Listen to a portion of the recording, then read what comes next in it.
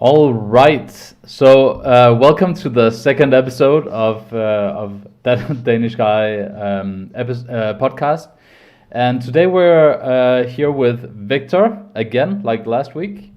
We're going to. I'll let you introduce yourself in just a moment, but we're going to talk about the censorship of the big tech giants in the world in this episode. We have a lot of interesting stuff to get to, but most importantly, over the last week, we've seen a lot of censorship of both individuals and companies at the same time. So there's a lot to address in terms of the future of censorship, in terms of having a lockdown, people not really being able to communicate in the physical town square, and now a lot of people are beginning to be censored for their viewpoints in terms of the online town square. So people, there's a chance that people will become more and more isolated as we move on. And I think that's the main point and the main thing that we need to address today as we go on. But as I said, we're here with Victor, and Victor, you want to introduce yourself? Hi, everybody. I'm a friend of Saran's. We go back a few years. Not really an expert in any of these things, but we're just here to have hopefully an educating discussion about these matters that is balanced and not that explosive. We're here with Vic. I consider you an expert. I just want to say. Well, okay. Every time we talk about issues, you have a really good take on things that are going on in the moment, and you have a good ability to be looking at things from both sides. And I think in a time as this, it's very important to have that ability to look at things, to have a perspective of like kind of zoom out from the outrage of online forums and media, and look at things from the outside. So yeah, I just managed to undersell the podcast in the first 2 minutes, so that's great. I guess it's just the Danish part of me, just not that big of a deal. It'll only go up from here, hopefully. Yeah. Well, yeah, I think it's just to say that it's about discussion. It's not necessarily about being right. I'm not someone coming in with a hammer and saying I know more than you. Listen to what I have to say. Yeah. But what should we start with? Well, I think it's as you just said, it's very important to keep an open mind on these things, because we're dealing with things when it comes to the big tech censorship and the potential of a future where you live more and more online and you see people less and less in the real world. I think it's important to be able to look at the issue of censorship, online censorship of free speech, at the very least online, right? So what kind of drove us to this point is that over the last week, we've seen Donald Trump be completely deplatformed. Donald Trump be completely thrown off of all of these social medias and platforms. And he's the sitting president of the United States. He has lost a lot of his ability to communicate to people, at least when he's trying to circumvent the media, the mainstream media. Now he's a bad example, because he can still use the presidential pulpit and broadcast at any time that he wants to and get people's attention. So it's never really that bad, and it's not really about Donald Trump, but Donald Trump is an example of the big tech companies getting together at the same time. It's almost conspiring, because they do it at the same time and they all agree on it at the same time to ban him for doing, whether or not you agree with what he's doing. We're going to look at the principle behind banning someone for a viewpoint that you don't agree with.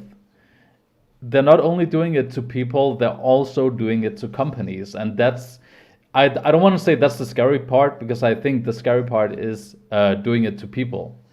But when they're doing it both to people and companies, there's not a lot of things that's standing in the way of stopping these tech companies if they get away with it once or twice, of doing it again and again.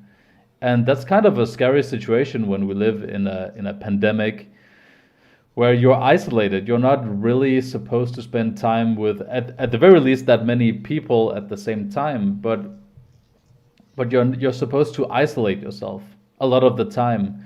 So you have your online speech. So when a few companies are in control of almost all of online speech, then it becomes a huge issue when you get censored. It becomes a way bigger issue than before, because not only are you isolated from the real world, you potentially could also be isolated from the online community and the people that you engage with online, whether you're friends or family or random people. Shutting down people online, I think, is even more dangerous, especially for the viewpoints when they don't actually break any laws, is even more dangerous today than it was yesterday, than it was in the time leading up to today, because the pandemic lockdown restrictions are increasing in most countries in the world, in Europe especially. The United States is considering doing the same. It's a very relevant issue about when are you supposed to when are you supposed to censor people? Are you supposed to censor people at all? Does it make sense to censor some things and not other things? Is it too one-sided? Is it basically, if you look at the US spectrum of political, is it basically right-wing conservatives that are getting censored? Is it also liberals, left-wing people? There's a lot of questions that I want to bring up with you, and also you guys in the live chat as well. You're free. Feel free to write anything that you want, and we'll bring it up as long as we can, as long as we can Yeah. make it fit into the topic. Yeah. Well, there's a lot of things there. I don't quite know where to start. I think Yeah, that's a lot. the I mean the issue, right? I think that you're bringing up is that social media provides your social connection to other people, Yes. and if you have censorship in social media, then the problem is that your ideas, your political ideas, could potentially mean that your social life suffers, because in the pandemic, your social life is uniquely online. Yeah. I think so that's your main concern, as far as I understand, for at least in the case of the individual. We can look at it in the case of companies. Yeah. But I mean the problem, I think that where I would begin is that as a private company, as far as I've read, these social media companies are well within their right to censor anyone they want. Anyone they want, yeah. Yeah, the First Amendment, which protects, at least in the U.S., which protects freedom of speech, is only covers the government. It only protects you against the government quelling your freedom of speech, not so much private company. So they're well within their right to censor you. That is their legal right. But then the discussion is, the problem is, on one hand, I think all of these companies, they understand that they can't survive if they censor too much. But at the same time, if they don't censor at all, there's also going to be great backlash, because you have a great deal of people who don't want to be associated with or on a platform that allows. I think Facebook has been particularly egregious with Facebook. You know, people who are live streaming their suicides or terrorist attacks. Oh yeah, for sure. You know, yeah. I don't. This sours my view of Facebook to think that's possible on that kind of a platform. So from a business model, they're stuck in the middle, because they have to censor or they lose customers potentially, or I don't know if you can call us customers, but they can't censor too much, because then they also lose people. So even from the perspective of the social media giants, it's not an easy it's a quite difficult task, and there seems to be there's obviously no easy answer. That's why we're talking about it. Yeah. But there also seems to be, I don't know where you begin. Like, what do you use as your guiding principles? Even that seems to be quite difficult, Yeah. or maybe not. The counter to the argument of these are just private companies, they can do whatever they want. If you don't like their terms of service, you can find another place to express yourself. The problem with that is when companies begin to create a monopoly, when companies begin to have a monopoly essentially on online free speech, that then it becomes an issue. Then couple that with these huge companies are typically from the US, they're typically from America, and they have something called the Section 230 that protects them from anything that people post on their websites. So they say that we're not publishers. We let people publish what they want on the website, and we're not responsible for anything that's put on there, essentially. So they're covered by something that's even more far reaching than the First Amendment, the freedom of speech and expression and all of this. So legally they're covered, but obviously morally they have a need to take off anything that would be both illegal, but I would say anything that's egregious, like something like committing suicide and all of this. They have a moral obligation to get rid of as much of that as they can, but I think most people will agree on that. But where it becomes a problem is when these companies have an ideology. I don't think most people have an issue with them taking down posts and stuff that's got to do with like suicide and crimes. I think people have an issue when it comes to ideology. So it's no secret that these companies are from Silicon Valley. It's a very left leaning in terms of the political camps, right?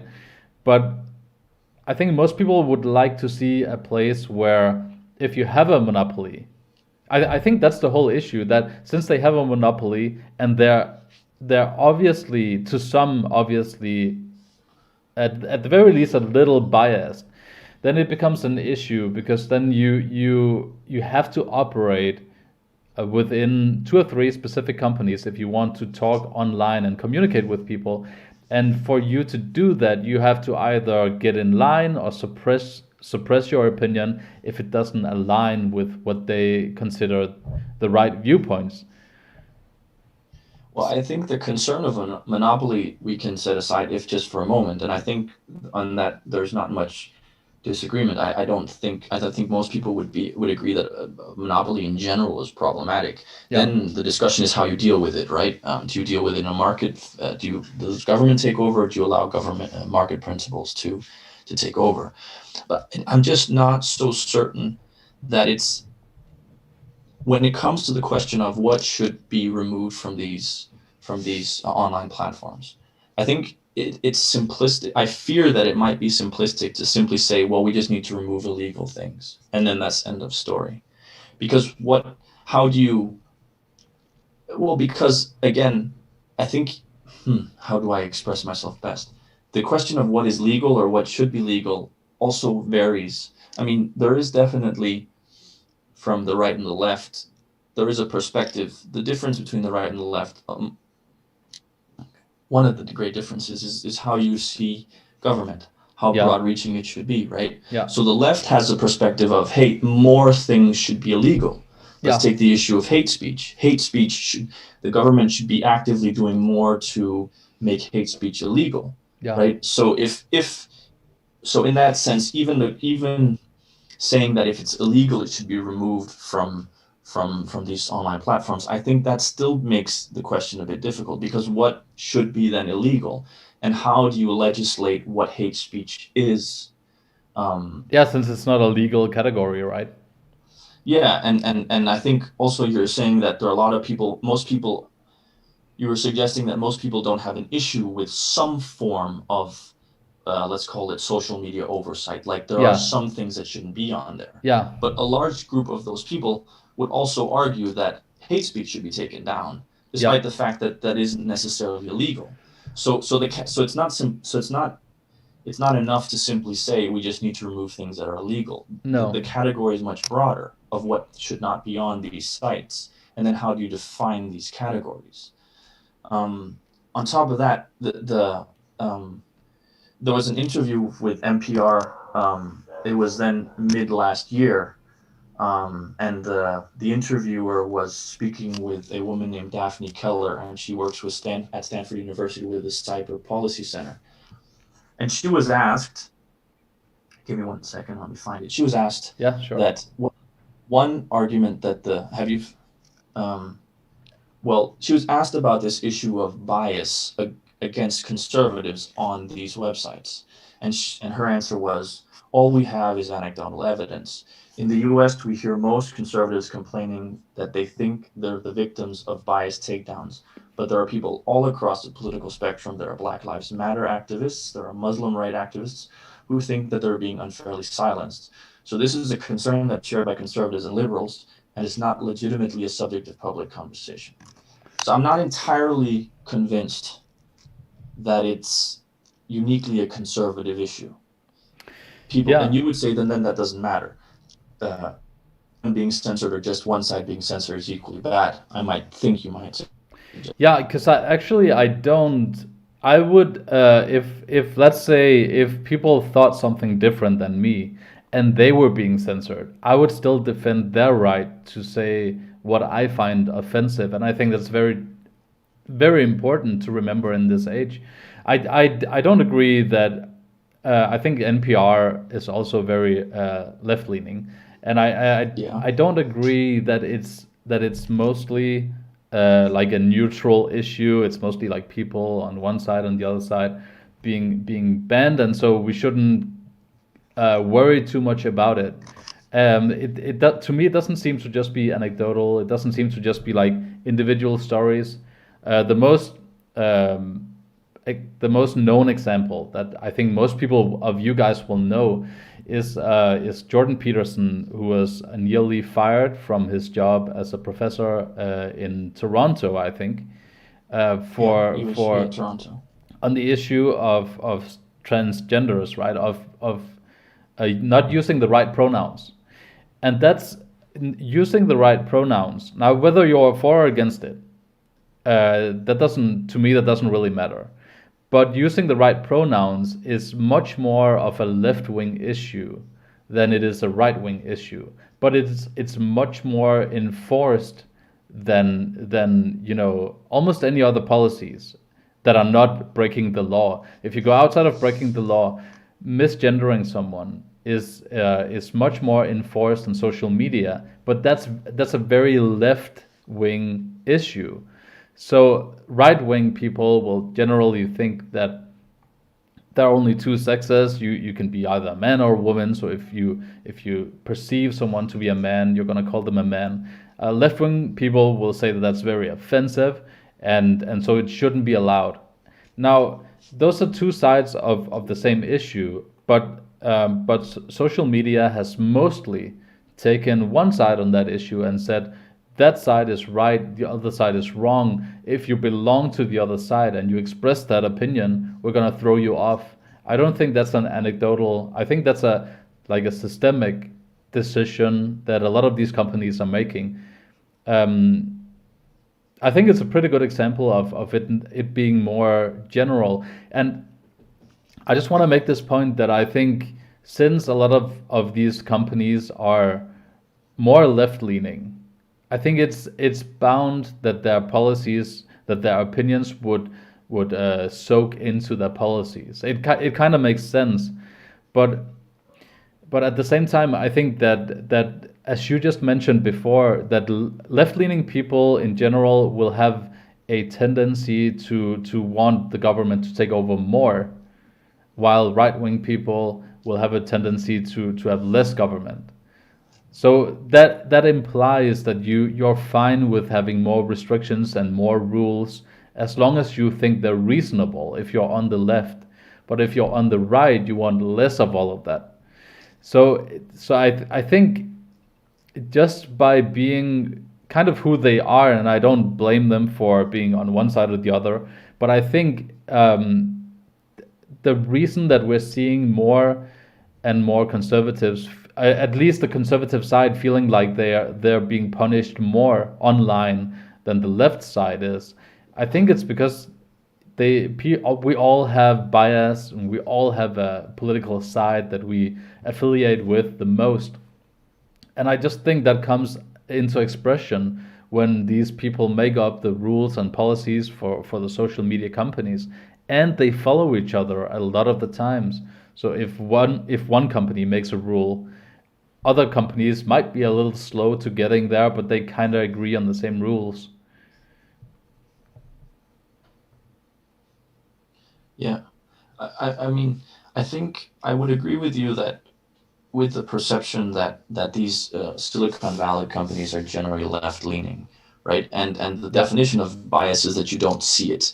So I don't think it's an unreasonable argument to suggest that some of these left leaning tendencies, like you said, leak into the algorithms. I don't think that's an impossible thought, but how do you prove this? How do you actually measure this? Yeah. Because people saying I feel like I'm being censored is not the same thing as saying I am being censored, right? Yeah. We can Yeah, that's a take good point. the Trump issue aside, where but like if people are saying how do you actually gauge whether a feeling is a fact? Yeah. In this case, I don't know.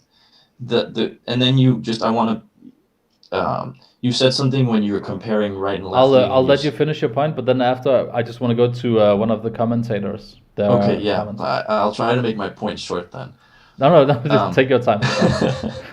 I'm you rushing said you. that the left is generally is more open to restrictions if they are reasonable. Yeah, And I would, even though I'm being, maybe this is slightly being pedantic, but I would argue that it's not so much that, it's more that you have a different view of what being reasonable is, yeah, right? that's The a right good would point. argue that being reasonable is fewer restrictions, while the left would argue being reasonable is actually more restrictions. Yeah, Um, the argument that the social media takes a left-leaning position, I think is again, I think it again comes back to this idea of how the left is defined and how the right is defined. I think the left defines itself very much in terms of we have to protect the weakest. That's the main goal.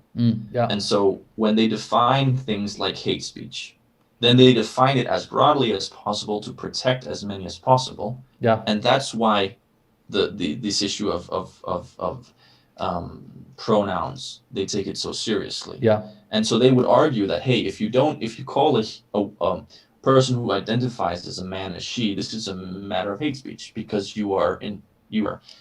if we define hate speech as speech that is intended to offend, insult, intimidate, or threaten an individual or group based on a trait, then you're offending the person. The problem with that definition, you don't know if someone intended to do it. Okay, but I'll wrap up what does a commentator say? I'll wrap it up.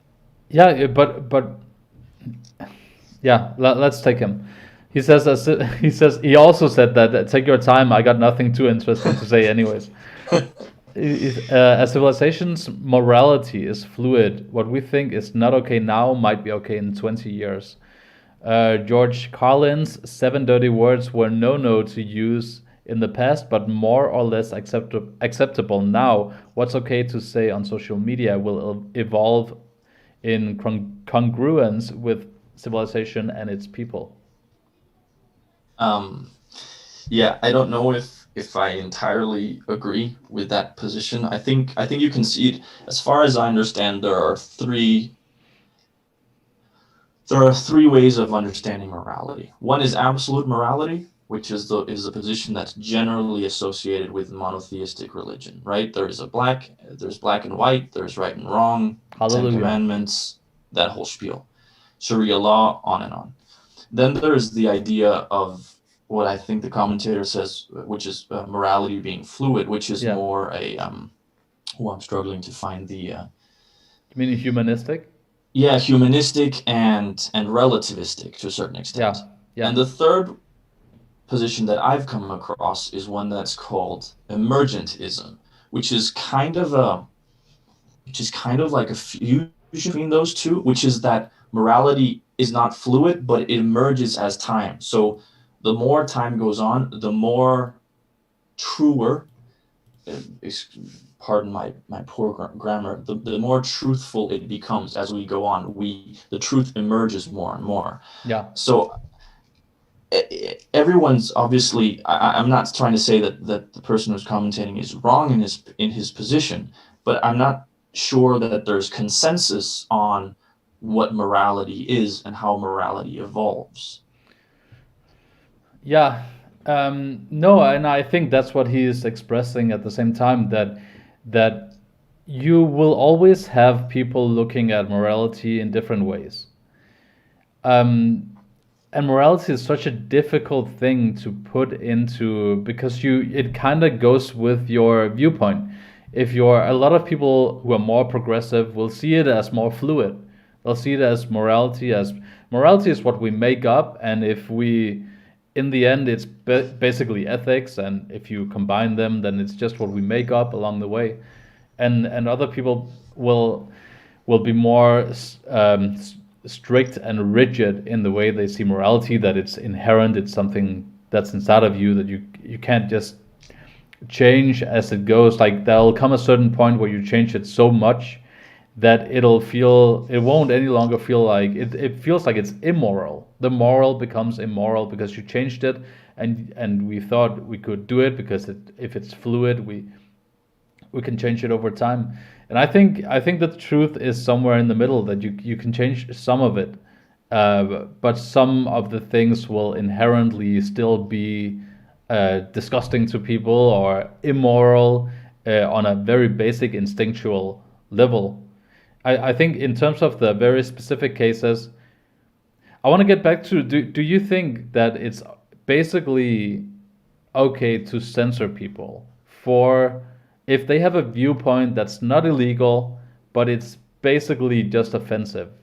At the end of the day, I think it's a dangerous path to go down. But how do you feel about if someone says something really offensive, but it's not illegal? It's not illegal in any country, in any Western country with democracies. How do you feel about that? Well, I don't like answering questions straight. I want to, but I, I think the more pertinent question is what is offensive, right? Yeah. Because if you can't agree on what is offensive, then you can't censor. Obviously, if we take the base assumption that things that are offensive, some people might say no. You don't. I don't care if it doesn't. Offensive is not a category that is valid to censor. Some would say that, but if you look at offensiveness maybe slightly more broadly and say, I think there are certain things that are offensive and that should be censored, right? I don't want people using racist epithet. I don't want racist, violent, racist. We talked about racism last time. I'm sorry. Yeah. Backtracked a little bit. I think, for example, most people would argue that yes, racist rhetoric, racist comments should be censored. They are inherently offensive. So some things being offensive, I think sometimes is enough to say yes, it should be censored. But I don't know that it's enough that it should always, the category of offensive, not the category. Racism should always be, because it is offensive and racism is offensive, it should be censored. You're being put on the spot. Yeah, no. It's because I mixed up my terms, and didn't want anyone to think that I was condoning racism. No, of course. It's just the problem if you look at the term of offensive on its own, certain things that are offensive, I think, are worthy of censorship. Certain other things that are also not. So even the term offensive, I don't. It's again, I don't think it's enough. I think the problem is, again, it's an arbitrary problem. We talked about last time. you generally have to the extremes of the position are,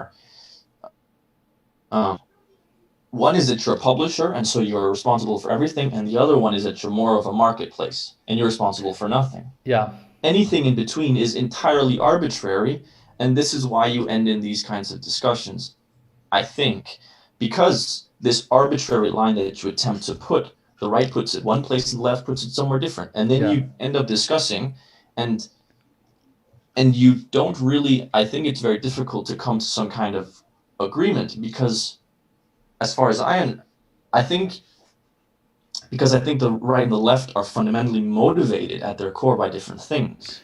Yeah.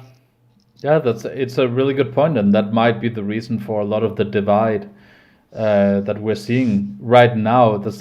Because if someone's being censored or being deplatformed, basically for what the right will look as just someone expressing their freedom of speech, then they'll have a lot of outrage, and I think that's what's going on right now. By the way, I'm trying to take the parallel to what's going on right now in the world.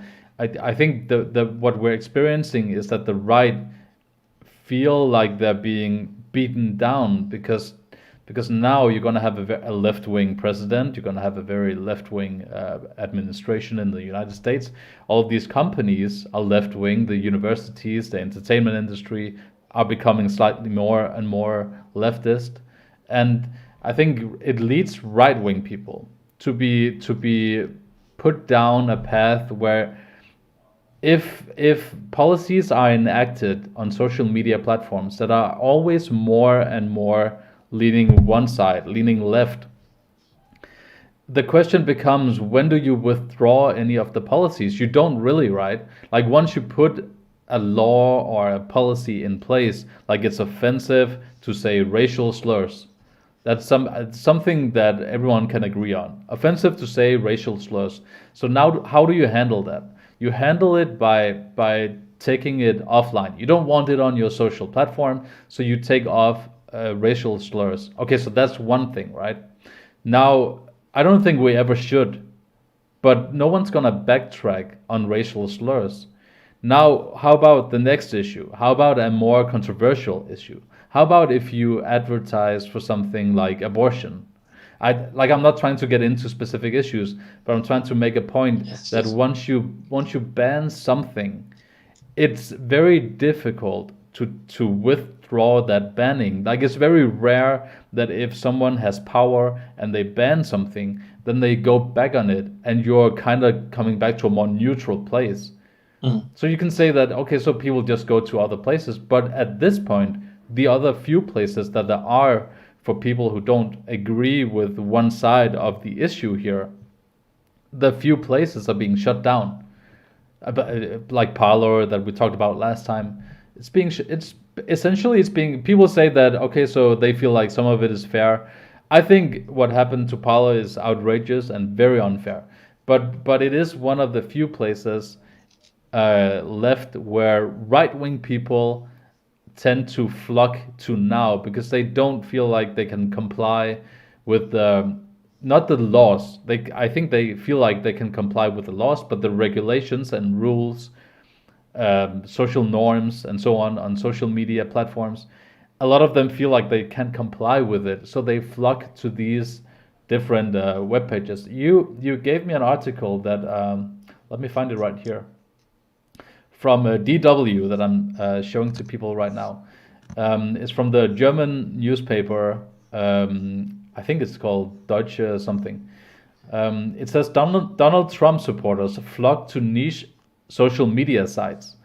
And it's talking about how Donald Trump supporters are leaving to find a place that they can call home on the social media platform, because now they don't have, they still have Facebook, Twitter, all of these places, right? They still have those. But there's a lot of them that feel like the home, the space that they have is narrowing in. There's a narrowing of the things that you're allowed to say. This year it's been a lot to do with transgender and so on and so on. Last year, but this year, 2021, it'll be different issues. Something else will come up. Maybe you can't, Like you, over the last year, there were a tendency also for you to not be a climate denier, right? You couldn't, but what does that mean? It's such a vague term. And all of a sudden, they were beginning to add policies that you can't deny something that they see as set science. But even if it's set science, shouldn't you be allowed to question it? Shouldn't you be allowed to speak out against it? Yeah. Well, yeah, I take your point that the issue is where do you question, right? Where is the space for dissent? Is there space for dissent? And I take your point also with the backtracking. Once something is closed, it's very rarely that it's going to be open. You don't want to take that battle twice. You don't want to close it, open it, and then have to close it again. Yeah, That's a hassle. You don't want to do that. yeah, But again, I think going back to this idea that the right feels they are being shut down. If you look at the, I wish I had but I believe that if you look at certain number of polls, certain left, well, certainly if you look at the election of Donald Trump, he lost the general election. Now, I'm not yeah, advocating that the U.S. should change their political system. I'm not even American. That's not my place to say. But I think what the right is experiencing is that there are fewer, there are less of them. There are more left-leaning people, and on certain issues like cutting down like cheaper schools and a lot of the issues that I believe someone like Andrew Yang stood for, there was yeah, actually a fair amount of support from him from people who were considered right-leaning, even though he yeah, was a Democrat. yeah, So I think this feeling that I might suggest, I wonder whether this feeling that they're being closed in is not necessarily because there's a witch hunt on. Isn't it maybe also just because they are actually in the minority? And so as such, they're going to be hearing majority voices more often. There's a difference between like, if you're, okay, exceedingly stupid example, but if you go to a bar to watch a football game and and everyone in that bar supports Barcelona and you come in wearing a Real Madrid shirt, yeah. it doesn't mean, You're gonna feel unwelcomed. yeah, and it doesn't mean they're throwing beer at you. It Yeah, doesn't mean that they're yelling at you. yeah, But because they celebrate every time Barcelona scores, if they score, they're not doing too well at the moment. yeah. But, well, neither one of them are, but that's another point. That's another entirely different podcast. It's not right. There's a difference between being outnumbered and there being a witch hunt. Yes, yeah, for sure. And it's gotta fall somewhere in between, right? It's gotta be a right. Like I don't think there's that much of a witch hunt on. I don't think there's a conspiracy. I think there's something naturally happening that I think it's just a matter of tech giants being more left, imposing more left policies. Then, as you say, you feel like a little less welcome because all of you're seeing is these fans cheering for one team.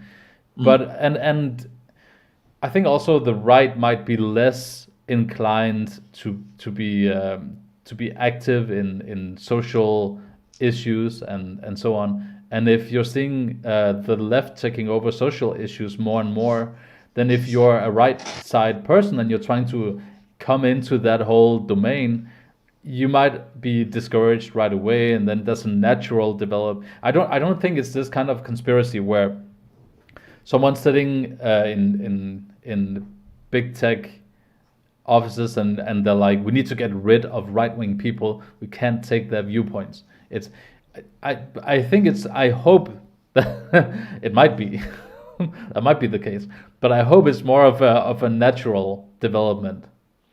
One of my subscribers, shut up, is saying, shut up forever, is saying the right can also make their own social platform, and if it's good, it'll thrive. And a comment earlier to what we talked about earlier. And he's also saying that tech companies will do, in the end, what makes them the most money. But don't you think that there's a big incentive for a lot of tech companies to also look like they're morally right.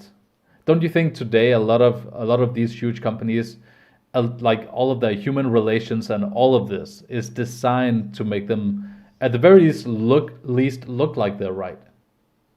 I know I'm throwing a lot of issues at you at the same time. Look like they're right.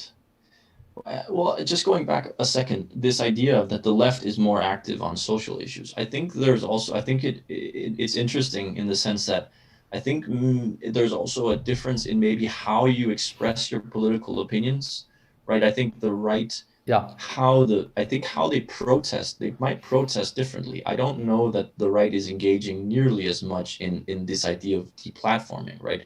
Going to speeches and standing on the back row and yelling and things like that. So I think that this appearance of disequilibrium, right, of one side having more power, might also be a result of how you engage politically, right? That the left yes, has a for way of sure. engaging that is very in your face Yeah, and very loud. yeah. And then maybe I bought myself enough time to have thought of something intelligent to say to your question. The idea of appearing moral, I certainly think that it's incumbent upon that companies feel an idea of appearing moral. I think if you see more and more companies are embracing green technology Yeah, and trying to get off um, carbon oil-based energy and things like that, yeah. and I think that's again motivated by this um, assumption that is in your question, that companies are they are they are encouraged to look moral. Whether they are moral is an entirely different matter. They probably aren't, right? They're probably just companies trying to make money. As the commentator said, he said the companies will do in the end what makes them the most money. And I think I think people, CEOs, a lot of them will have an interest in making your company as moral as it can be, or at the very least appear as moral as it can be. But I also think at the same time that a lot of companies, the nature of a company is to grow and make the most profit you can. So Apple, Google, all of the Apple will do what it can to appear moral, but at the same time, I'm reading these news article where they're having some of their products produced in the Xinjiang region of China, where you have these massive Muslim Uyghur camps, where it's very known for having these huge Muslim Uyghur camps with millions of these Muslims in the captivity and being re-educated to Yeah, learn Chinese, then go into these factories. Literally, they're being taken from the prison, go into the factories to produce Apple products. And I read an article that they have these around the buildings in the factories, and they have these things called suicide nets because they continually try to jump out the window and commit suicide. I didn't mean to go down a too dark of a road, so I'm sorry for no, that but turn. it is one of those issues that don't get that I suspect don't get spoken about enough, and uh, it's one of those issues that I think also experiences. I don't know if you could call it some kind of media fatigue, that we hear about it. That after you hear about it a while, Yeah, you don't want to keep hearing it. And I think in part that's just the human brain. I think in part it's also simply because there's this feeling of impotence. Like what in the world am I supposed to do? I'm thousands of kilometers away, and this is yeah, clearly inhumane. yeah. Um, and so it doesn't get spoken about enough. But the point, I mean, you can think of plenty of companies that engage in immoral practices. Right? Nike is infamous for producing their goods in sweatshops. Exactly. Yeah, the And so Nike and Apple were the two companies that I read about in China. Yeah, exactly. yeah. And so the question is then, is the structure of the company one that produces this focus on profit above all else, right? Profit is the end the means are justified by the end, Mm. and the end is profit. Well, then you have to look at the structure of the company, right? It's a if it, it's a pro, for pro, it's a right. The responsibility of the CEO is primarily to the stockholders. He has to Yeah. produce profit for the stockholders. Yeah. And so the reality is that the situation is only going to change when it is more profitable for the stockholders that the company no longer engages in in having sweatshops. Because, and that could happen for a number of reasons, people boycotting, people buying their products less. I remember reading something, and it was a while ago, and I can't remember exactly where it was, but it was this interesting idea where the person said that capitalism is like it swallows good ideas and it implements them in it. Like it takes a good Yeah. idea and then it turns it, and then it makes it part of capitalism. Yeah. So there exists the possibility that this idea of moral capitalism or morality in capitalism will become part of the capitalistic approach, right? That you Yeah. actually make more money if you are moral, Yeah. because people want to buy your product because they're not being produced by people who are trying to commit suicide. Yeah. And you know, Yeah. which I think most of us can agree, we would rather not buy that kind of products produced in that kind of environment. If you know about it, yeah, you'd run as fast as you could to the other producer. Yeah, but this is again, this is the issue with all of these is with a lot of these things, is that the more information you get, the more responsibility you feel for these issues, but at the same time, you're never going to have enough information. And so what do Yeah. you do in that kind of environment? Because there's always more you could do, right? There's always more products you could boycott. There's always more letters you could write to your elected official. And so I'm not always, this is taking it off on it. No. So it's very problematic because I'm not certain, I'm not convinced that more information is always better. Mostly is, but I'm not sure it always is. It just I just don't like the idea of the world finding itself in a position where a lot of these companies, like two or three, four companies right now, are beginning to create such a big technology monopoly on freedom of speech, but also on goods and services and online and all of this. I don't like the idea of us being fooled into thinking that they're really moral and righteous when they're basically, at the end of the day, they're still just companies, and they might grow really big to the point where they have enough money, and obviously they do, to spend on improving their outward image, and I mean, that's fine, but then when you find out about these sweatshops and all of this, the products being made in these places, it just gives me the sense that I don't have a problem with these, the railroad tycoons back in the Wild West in the US, when they had a monopoly on railroads, because they were trying to improve the railroads, trying to create a service that essentially makes everything better for the people using the railroads. At this point, you kind of have an image that what Amazon, Google, and a lot of other companies would like the most is more lockdowns, us being more dependent on like robots bringing us the food, robots bringing us services. Like it seems like these tech companies, they wouldn't mind if we arrived at like a dystopian future where and where you like you sit at home, you're in a lockdown, you're in a pandemic lockdown, and now they're bringing you their stuff and they're happy because they're making more money, right? That's the main goal. They're making more money. So outwardly, they'll be like, we can't wait for this lockdown to be over.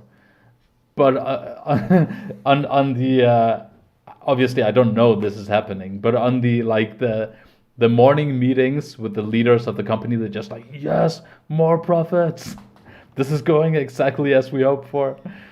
The issue with this with that I generally have with that line of thinking is that it takes an entire organization and makes it one, right? So Yeah. Apple is one thing, Yes. Google is one thing, and it is almost as if Google is a person. Google is an entity on its own, Yeah. and it neglects the fact that there are thousands of people working for these companies. And one thing is how the executives feel about, to take this example, COVID and their profits in this environment. Another thing is to take, what about the thousands of people below them? Are we convinced that there is such uniformity in thinking, such agreement on what the future should look like, that the company is able to actually move in that direction? Maybe. I'm not so convinced. I hope that there are, and we talked about Snowden last week. We talked about Assange last week, and I think, if there are people like that in government and outside of government, then hopefully there are people like that as well in private firms who speak out when they say, "Hey, I'm not so certain that this company's profile is moving in the right direction."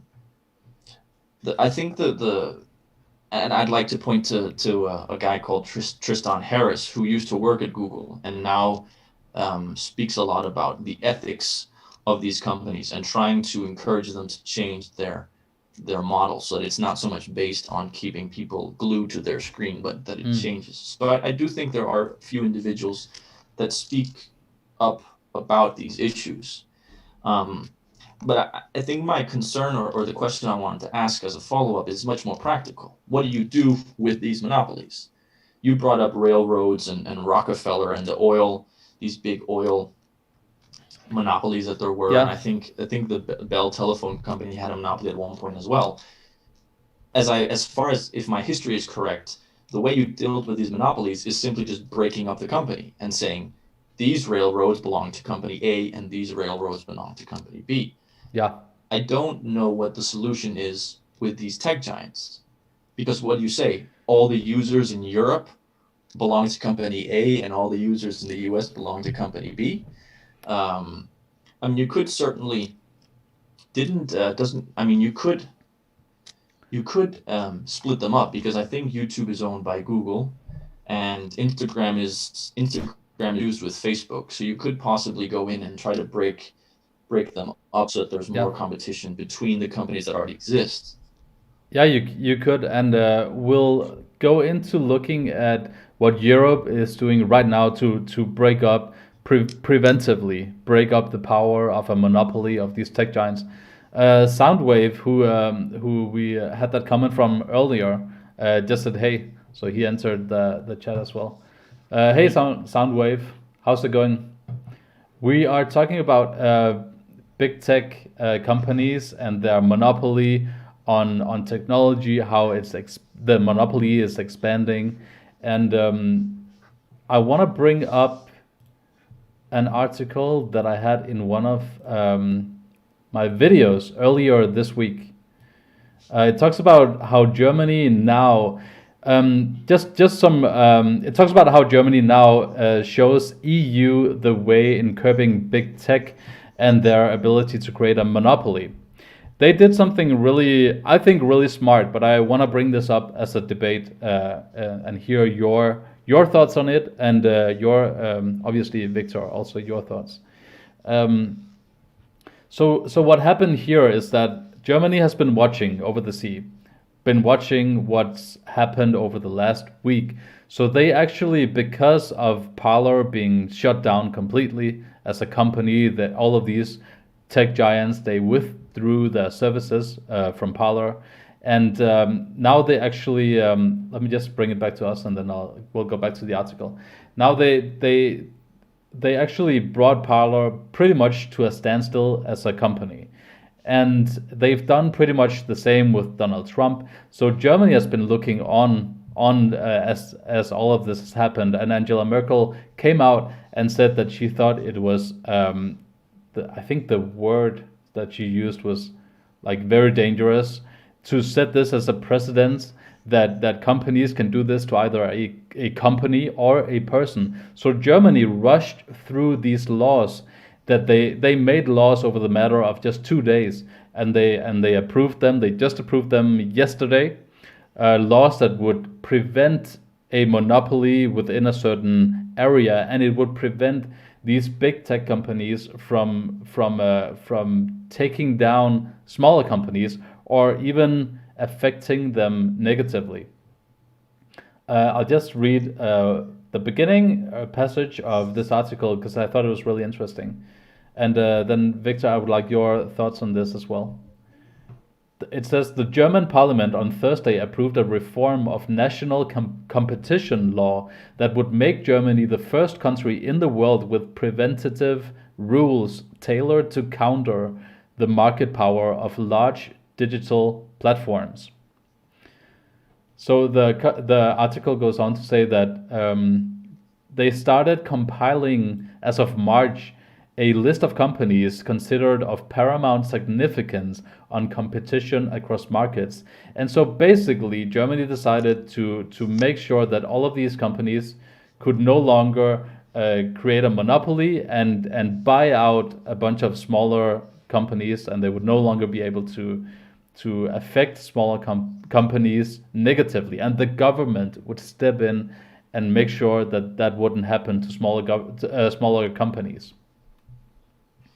Well, I think it's interesting. I was wondering what the specifics of what these laws were, but on this article I couldn't see them. And I went looking at DW, which we mentioned earlier, and oddly enough, they had no article on this, Yeah. even on their Germany page, considering that they are a German news outlet. The thing I kind of paid attention, or I that struck me, was also in this line that you read, the word preventative, right? First country in the world with preventative rules tailored Yeah. to counter. Yeah, exactly. What does that actually mean? How do you prevent how do you? I mean, you could certainly, if you know there's a merger going through, you could halt that merger, but how do you prevent a monopoly? It seems to be, oh, they're a monopoly, they're too big, okay, let's break them up. Yeah. But how do you predict that someone will be a monopoly and then preventatively break them up? That seems a bit curious. Yeah, it says that I just want to give a hey, how's it going to a shout out because he said he didn't get one when we said hi to him. I don't know if I can find it right away, but it did mention in this article from Politico, it did mention that the specific laws would at the very least what they would do, the laws, not it didn't read out the specific laws itself. But the laws would let me see if I can find it. I mean, in general, I don't mind this more aggressive approach to the social media companies. Yeah. When the EU was it last year? Was it the year before when they gave was it Facebook this huge fine? Yeah. I'm okay with that. I gotta admit, that's not I don't mind. What was that about again? I think if I remember correctly, it was about Facebook's headquarters in Ireland that they were,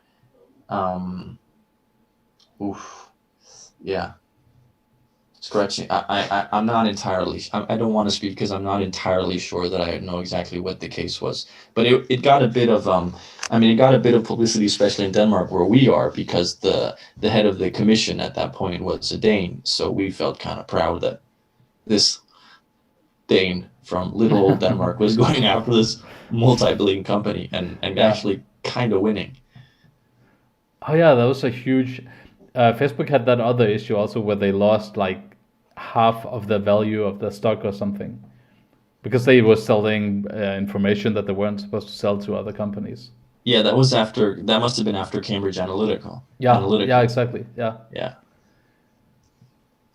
I want to bring in a couple of comments that I had. Actually, I promise that I have other subscribers than these two guys, but obviously these are my two loyal ones, and they both made a comment that I want to bring up.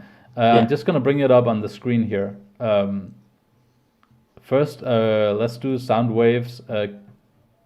Oh, I just pressed the wrong button. Here we go. So Soundwave said in I did a video on this Germany, how they were trying to break up big tech's monopoly.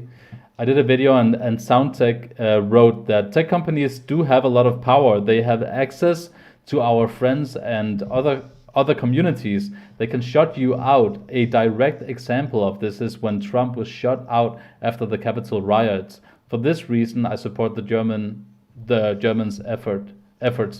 efforts. Yeah. Mm. Shut up also said that sometimes it's good to have a monopoly in case of utility providers. Those power plants are expensive to build and want to make sure that they make a reasonable profit.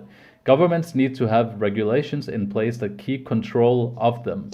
But most of the time, it is not good for consumers when a certain player in the field becomes too dominant. Also, a lack of competition stagnates innovation. There needs to be room for other players with new ideas to enter without being harassed. And I thought those were really good points that I wanted to bring up for what we're talking about here today. Yeah. And I it mean, I don't know. Yeah, I don't know much about service providers or utility providers. I have to admit. Yeah. I think that was an example, but I think we both agree that there needs to be some kind of regulations on big tech taking over, like, let's say two or three companies, because we talked about earlier that these are different companies, they do different things. But the problem is when they begin to ban people and companies and they work in cohesion, they work as one unit. I remember way back when, like I think actually it was last year or the year before, they would completely ban an American Alex Jones. Do you know Alex Jones? Yes. They, Yes. so he's I highly haven't watched much, but I know who he is. Yeah, exactly. So he's highly controversial, but they would ban him completely off of all of platforms at the same time, and people didn't get that outraged over the fact that one company decided to ban him. People got outraged over the fact that all of these got together and banned him. So I had a sense that after that happened, they kind of understood that okay, so this is revealing a little too much of what we can actually do if we just get together. So we're gonna step back a little while. But then this happens with Trump, and it happens first with Parler and then with Trump. They ban a company, they ban a person, and they do it cohesively. They do it together at the same time. And that's, to me, that's when you have to begin to speak out about it. But I just worry that at this point, what's the point in speaking out? Because they're legally protected by Section 230. Obviously, Trump wanted to repeal some of 230, but had no luck in doing it because these companies at the same time are providing a lot of money to a lot of the politicians. So I just don't think it's realistic to think that they won't be covered legally. If they're covered legally and they don't have any incentive to stop working together, it will from this point only grow and grow. And if it does, it's just a matter of you have to kind of look down the road. You have to see that if there's nothing stopping them, if they work together and they keep growing, then where does it take you? Well, I mean, Parler's, as far as I've read, is suing Amazon. Apparently, Yeah. that when they got kicked off of the servers, that happened outside of the. I think I think they were kicked out in 30 hours, and they're saying they should have been given 30 days notice. But that's a tangential point. But you should see. Well, let's see how that goes. He was also the CEO was also saying that all of his lawyers left him, so it's difficult to sue someone when you don't have lawyers. But Yeah.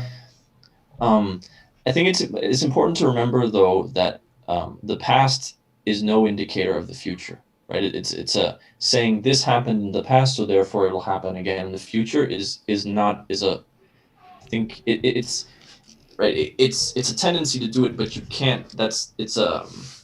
I think you call it a logical fallacy, although I wish I had some prettier, I knew what it was called. But so I think the most important thing to focus on is, well, what's happening right now? Because we can speculate till the end of the day about how the world is going to go to, yeah, is going to end.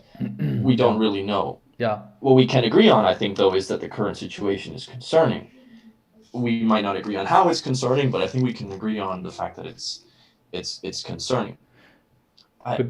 Because it's like red lights blinking everywhere, Yeah. and people are like, no, it's slightly concerning, and I think you can't underestimate the fact that if it keeps like obviously there's something to do because Germany just did this, and Yeah. I'll let you. I'm sorry I interrupted you. I'll let you finish, No, I but was basically done, so keep going. but so what's happening right now in Europe, and I got a lot of response for a video I did on another platform than YouTube, and they said they were very happy in general. It felt like 80-90% happy that Germany would take this preventative action against a monopoly forming in Germany. The significance of this is that when Germany does something like this, Germany and France is the main leaders of the EU. So the EU is now looking to directly adopt the rules and laws that Germany put in place and passed just a couple of days ago. So potentially now all of Europe could be fighting the monopoly that big tech would have otherwise just created in Europe as well. Because obviously it's not a matter of nation borders because it's online, right? So Hmm. it's a matter of how many people in your nation is using the service. Yeah, and this is as far as I can see the main issue is how do you actually legislate nationally something that is fluid and pan-national that can just kind of move in between nations. You need some kind of broad agreement. Yeah. You need yeah, international agreement on how you deal with these issues, which is the problem. Because one thing is the EU agreeing, Yeah. but then how do you will the U.S. comply? What about South America? What about Southeast Asia? I heard a story where that in Southeast Asia, your Facebook is preloaded onto your phone when you buy it, and most people use Facebook as if it were the internet. So they don't actually use a browser; they just browse Facebook, and Facebook is their access to the world. That's a This very is good deal you have in parts of Asia. Yeah, well, it's problem. I mean, it's highly problematic when you essentially think of Facebook as your internet browser, and Yeah. that Facebook is the platform that you have to any kind of information that you could get. Yeah. Um, I I think I think it maybe it's too early to comment on a lot of these things because you have to see where it goes, and potentially if if we keep going in the kind of down the dystopian line. Maybe Yes, these let's. monopolies are broken up in Europe. That doesn't necessarily mean that they'll change their political leaning. No. So, so breaking up the monopoly might influence. I mean, there was a program on there was a it was John Oliver, who's clearly very left leaning political a comedian who does a show on politics. And I think it was a year or two ago, he had a program talking about it was either airlines or medicine. But the basic point that he came across in both cases was that there were three or four, maybe five, main companies in both of these areas that had basically just agreed, you know, these are the prices, and Yeah. we're just going to Yeah. stick to them. So even in these cases where there is not talk of,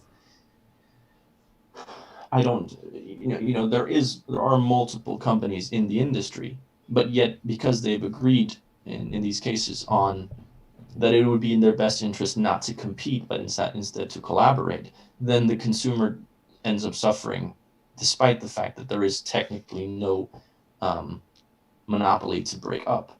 So potentially you could have a number of scenarios where the parlor situation is repeated because they just agree, and it's precisely happened because there has been, at least if you believe this, the Parler CEO, Yeah. if you believe what he says, which I'll leave that up to you, but if you believe what he says, then he would say it's been a coordinated attack. Yeah. So if that's the case, then my paranoid part of my brain tells me that busting a monopoly won't really matter because they're already on the same page. Yeah. So now I leave you on a positive note, on a very negative. Yeah. This live stream is turning really dark really fast. No, but you have to. I'm a very positive person, and I have a very positive outlook on and hopes for the future. But I think you have to be realistic and look at companies for what they are and not really the image they present you with.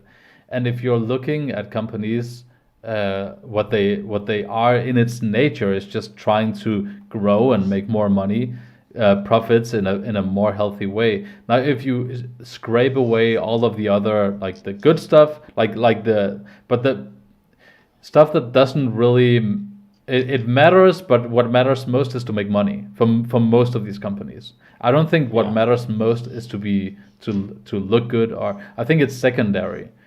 And I think people just need to understand that if you're letting companies like these have a monopoly on the way you search for things, or the way that you find information, or the way, then it's just in my mind, I don't know if it's just me, but in my mind it's just a matter of time before before the views of the CEOs and the leaders of the companies begin to soak through the organization and then come out in the policies. If that's already happening now, then it's just a matter of time before you literally have a monopoly of information. Let's say Google doesn't have a monopoly. You can go to, what is it? Like, I don't even Bing.com or DuckDuckGo. You have smaller ones, right? But they're not legitimate. They're not legitimate competitors, because if you try to use them, you'll see that Google just gives results. Yeah. That's at least been my experience. I've tried Bing and DuckDuckGo, and I still use Bing. But I'll have to go to Google on a regular basis because Bing isn't showing me the things I'm looking for. Yeah, obviously.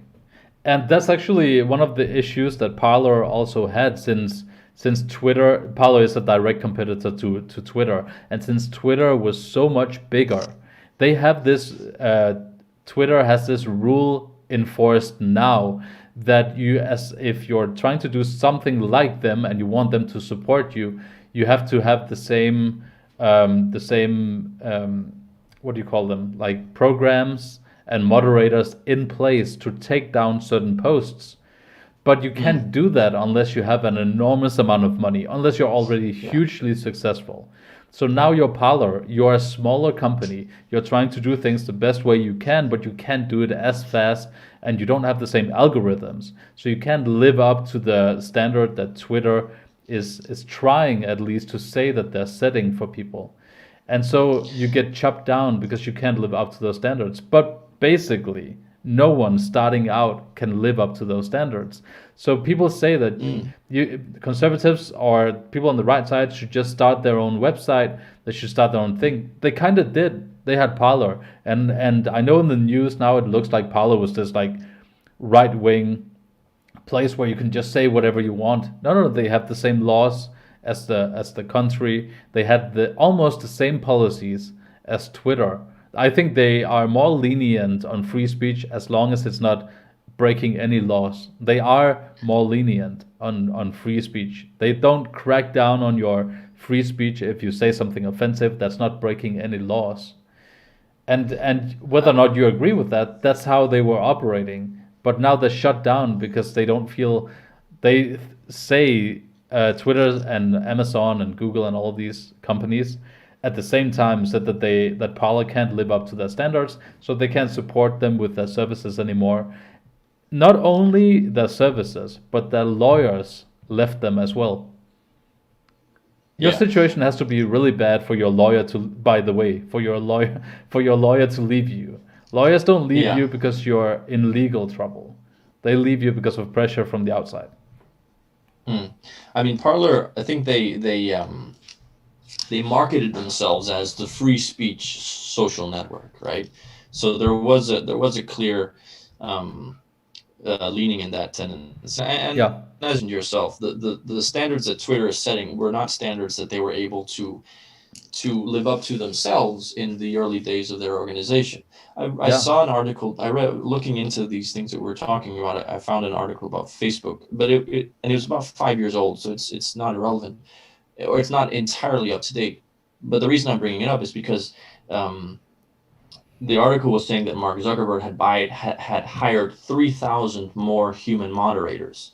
oof, So the algorithm flags certain certain comments that are problematic, yeah, and then they go to these human moderators to kind of, that's at least my understanding of how the process works. yeah, So they had, I don't remember if the number was they went up to 3,000 or they had 3,000.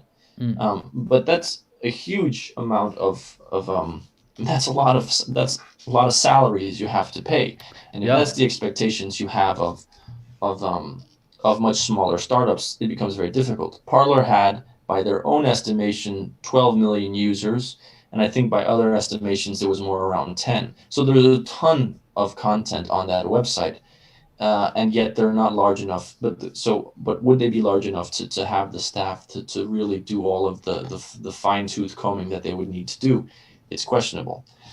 The A little quick little comment that I always find kind of funny, but I don't know if it really is. Uh, Google in their Google had an unofficial motto, which was "Don't do evil." ah, yes. If your unofficial motto is "Don't do evil," you know there's some shady something going on in the background. Like, come Don't be on, evil. don't be evil. Like that's what a Bond crook says, right? Like, no, I'm the good guy. Like, I don't do bad things, and you know that he's torturing people in the back Oh room. yeah, Like, yeah, yeah. um, yeah, I think what And they took it down, right? yeah, they've changed it. I think they've changed it. It was never official. It was never official, but it was just kind of like, it was the de facto motto. It was never entirely official, but I think it was something that it's said it in one of their like instruction manuals, or like Yeah, one of their in their like welcome manuals or something like that from new yeah, employees. The issue, the I think the interesting thing you mentioned, algorithms, I think is one of the first things you said, and this will be my last point. I'll wrap it up, but or then I'll give it over to you. But these algorithms that are being written, people don't actually know what they're doing. The people who designed them kind of let them go, and then they go out into the ecosystem, and then they adapt, or yeah. then they function. I heard a case of this was um, this was a conference, and a speaker who was talking about what some of these algorithms can do, and she said, like, can you imagine? And she was telling a story of a previous conference she'd been to, and she said, can you imagine an algorithm that can detect when you have if you're what is if you're bipolar, and it can detect when you're, Mm. when you're about to have an attack. And then she went on with her speech, and afterwards a young programmer came up to her and said, I made an algorithm like that, but I wasn't allowed to put it on the program. And so you have algorithms that essentially can go through the data and say, hey, people who are bipolar, they tend to have this tends to be their activity Hmm. before they Yeah, have panic, before they yeah, have an attack, which but it also means that they're more prone to buying a lot of stuff before they have these manic attacks. So you can essentially target them with these ads, these algorithms. Ability. I don't think they're online at the moment. They would have the ability to target people who are about to have a panic attack, or a bipolar, a manic attack with certain products. It's crazy. And the mm. thing is that these algorithms, they're, as far as I understand, they're not constructed to do a certain thing. They're constructed to solve a certain task, but how they do that themselves, how they do that, the algorithm kind of, that's not entirely controlled by the programmer. So essentially, we could end up in a situation, and I think we're ending up in a situation where a lot of what happens is determined by algorithms that we don't Yeah. entirely Yeah. understand, Yeah, and I that agree. programmers don't understand, Yeah. and that I, for certain, I mean, programming is so far out of my competence areas, and yet we're on YouTube now, right? And algorithms determine what videos you're shown. Algorithms determine how well this is going to do. Yeah. So essentially, you're subservient to an algorithm, which is, in my mind, at least, the opposite way of how it should go, right? The algorithms should serve the user and not the user serving the algorithm. Yeah, that's a really good point.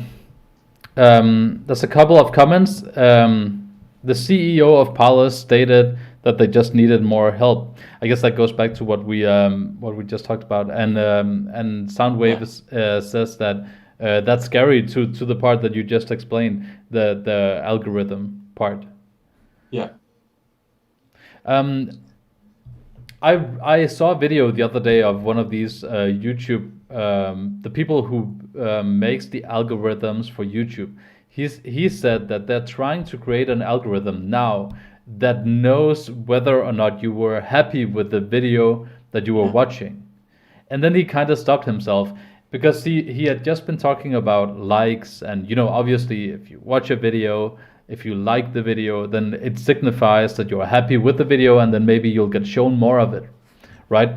But he was talking about that they want to create an algorithm that can detect if you're happy, if you how you felt when you were watching the video, and then based on how you feel from watching a video, they'll give you if you feel upset about something, they'll try to add to that feeling so that you go with your emotions more and more. Yeah, I mean, all of these companies have people working for them whose job it is to manipulate your emotions, or manipulate you, and by utilizing your emotions. Yeah. I believe it's at Stanford. There's something called the Persuasion Lab, I believe it's called. And so essentially people who there are taught how to persuade people, and people who then go to graduate from, and Stanford's not so far from Silicon Valley, right? It's a major university in Northern California. And a lot of these people go from these kind of this school, go into Facebook, go into Google, go into these companies, and they do a number of experiments to see how they can persuade you to stay on their platform, right? Because the economic model is that the longer you are on the platform, the more ads they can show you, the more revenue they make. And as an example of how this how the design can influence, Google did an experiment. I think it was in the election between Hillary and Trump, where you could add to your profile, you could add a little tag that said "I voted." Yeah. And they launched. Have you heard about this? Yeah, I heard about it before. Yeah. Yes, I don't. Maybe I'm. I hope I don't. No, but tell people who haven't. Yeah, where they would essentially make two designs of this little, let's call it a sticker or a badge that you could put on your profile. It's a while since I read it, but and the design, and then they put out these two formats. Yeah. And they could see which one created more engagement. Yeah.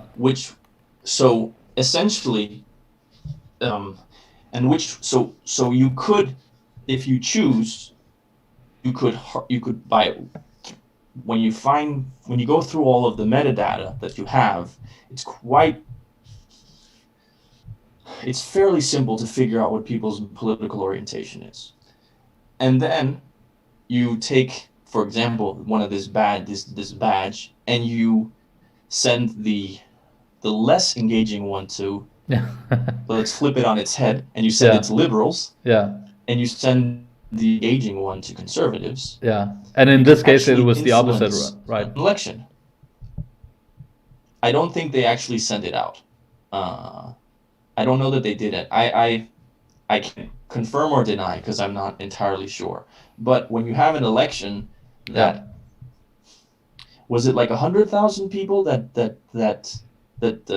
was the difference between Trump and Hillary winning. It was like 100,000 people one way or the other. It's No, not a she, lot I, of people.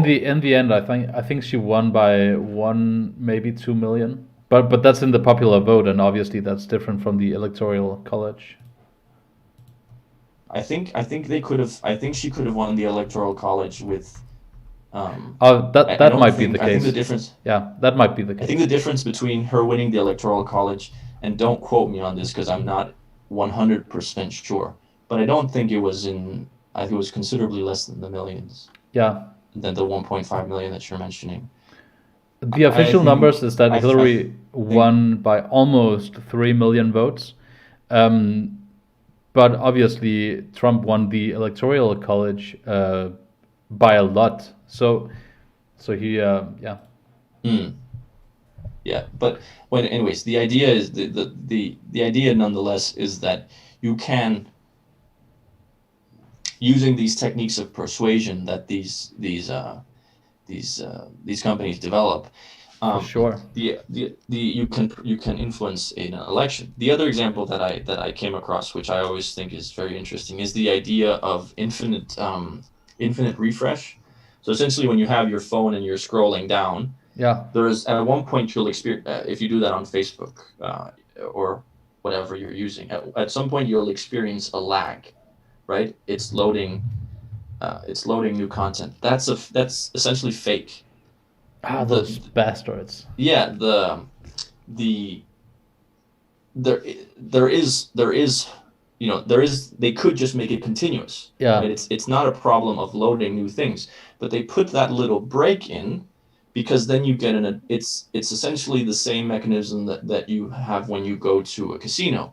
Yeah. You oh, I wonder what's going to come, right? You pull on that one, the one on the lever, and you have these three spinning wheels where you have to get the same image. You Yeah. get this kind of adrenaline pump of like, ooh, I wonder if I'm gonna get it. Well, it's essentially the same when you're scrolling through your phone. Ooh, I Yeah. wonder who's gonna write. I wonder through, and that happens, and that's you wouldn't get that same feeling if there weren't that little pause. Yeah. So, point being, um, these companies have an enormous amount of influence on people and on how you spend your everyday, right? How much time you're on your phone, how much time you're on social media. That isn't entirely something you decide on your own.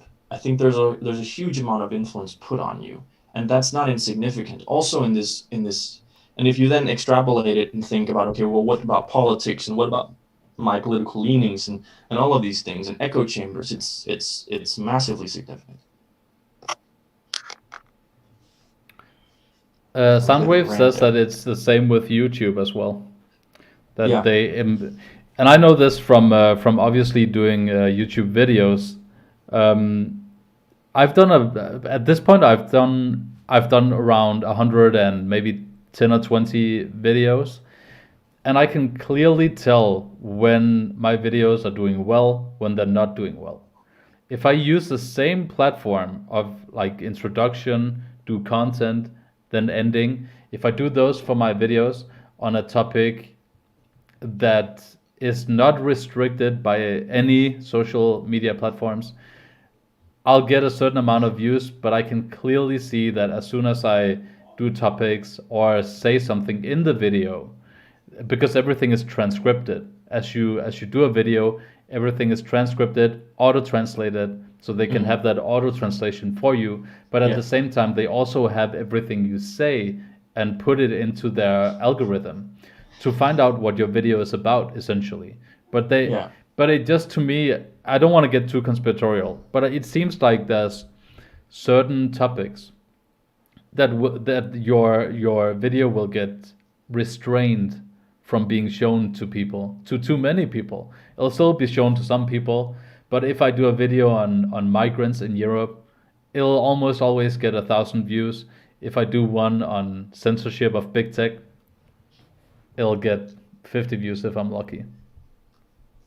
But what do you think then about like conservative commentators on YouTube? Like I don't think someone like Ben Yeah. Shapiro is doing particularly poorly. No, and it would be interesting to look at his how his numbers are doing now, because I he obviously rose as a YouTuber and as someone who had his own show and all of this, when the rules on social media weren't as rigid as they are now. They've become Yeah. much more rigid over the last couple of years than they were, let's say, 2016, 17, 18.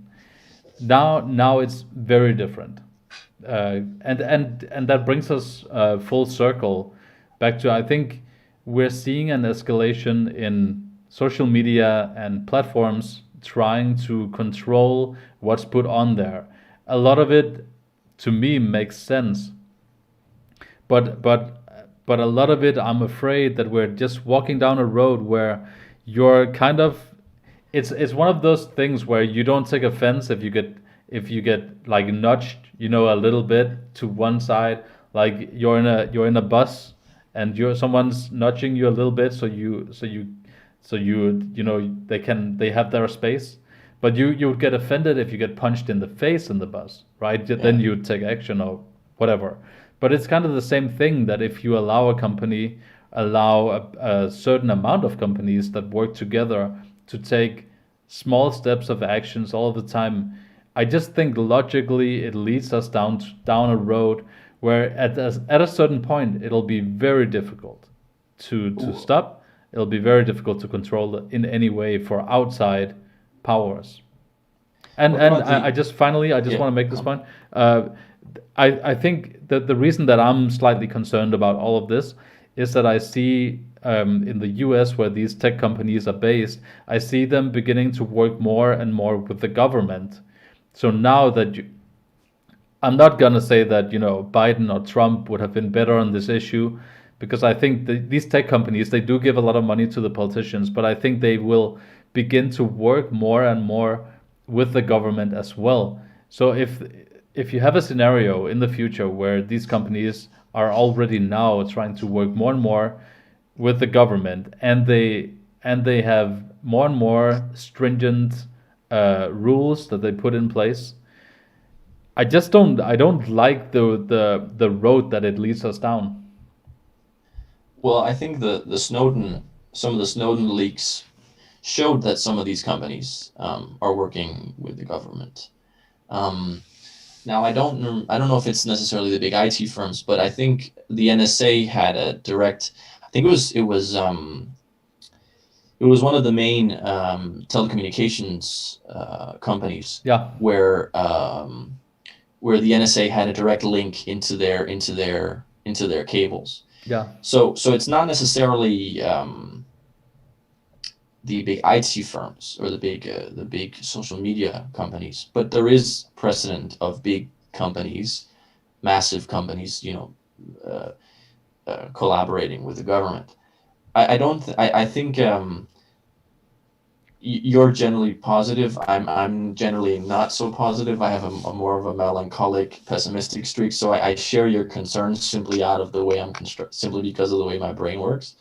But what I do wonder is we discussed the economic component, right? yeah, How it is not necessarily how a company is primarily motivated by the bottom line, right? Are our shareholders getting paid or not? And we could then talk about, and then we discussed shortly how that might be evolving to include maybe a more moral approach. But if we go back to this idea of economic as being the main motivating factor, if something close to half of the population is conservative, right leaning, yeah, that's still a lot of potential. That's still a lot of money.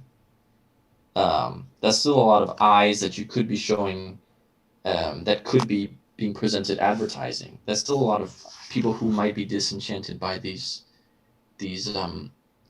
by these changes. So don't you think yeah. it is potentially in their best interest not to be or to be careful with their censorship?